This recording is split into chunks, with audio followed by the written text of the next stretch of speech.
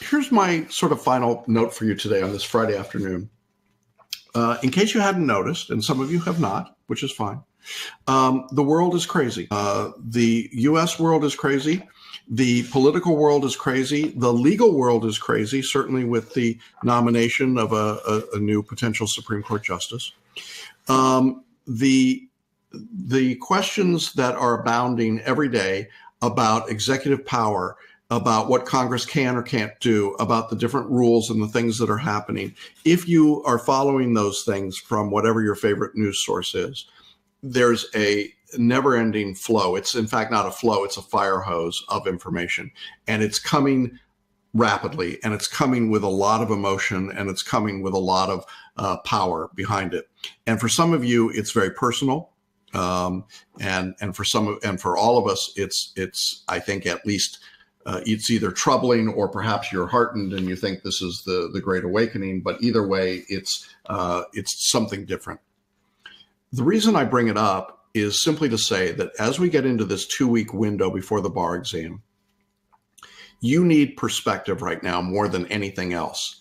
And the perspective will not come from watching the nightly news. Now, I think most of you understand my politics and you understand how I feel about a lot of this stuff. I'm glad to have all of you in the course, regardless of your politics. I want to be absolutely clear about that. But regardless of your politics, you need to now lock it down and turn off that exterior noise. And after the bar exam, you can then go to the front lines on whichever side of the picket that you want to be on. But for the next 2 weeks, you have got to lock in and get perspective on the bar exam. Now, that's going to be a challenge on a couple of levels. Not only is this a political time, it's Super Bowl weekend. And frankly, if you're like me, I could care less about New England and Atlanta. No offense. Well, a little bit of offense. I really hate Atlanta. But the point is, it's Super Bowl, and everybody talks about Super Bowl, except this year, you can't talk about Super Bowl without talking about politics, and they're all intermixed. And I mean, isn't that crazy? But nonetheless, what your world needs to be right now is primarily focused on the task ahead of you, which is to make yourself as ready as you can be for the test.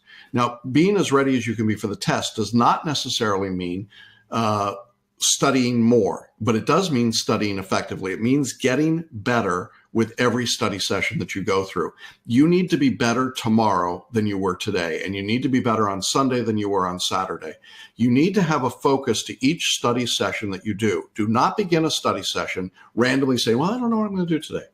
No, you sit down, and if you've got a 3-hour study session, you say, this is what I intend to accomplish in these 3 hours, and then go do it. If you've got a 1-hour study session, this is what I'm going to do during this 1 hour, and then do it. You need to be really locked in for the time you're studying. But you don't need to be studying for 18 or 20 or 22 or 24 hours a day. That is ridiculous. It is counterproductive. It doesn't work. And so when you are tempted to do more right now, fight that temptation.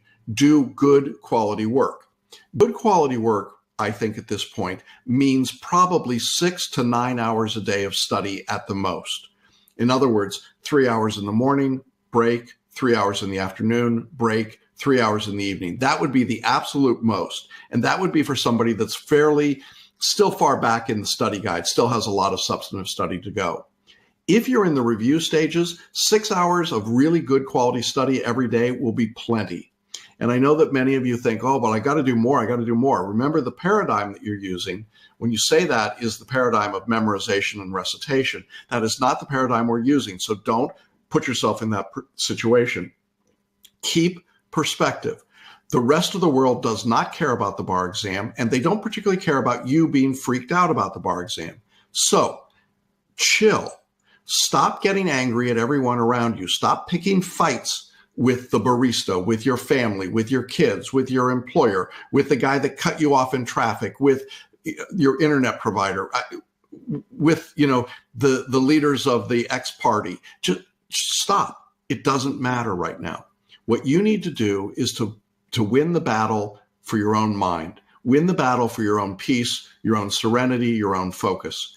Listen, If you've got the paraliminals, you want to be using the ones that help you get relaxed, get focused. That's why I talked about peak performance and personal genius and power thinking.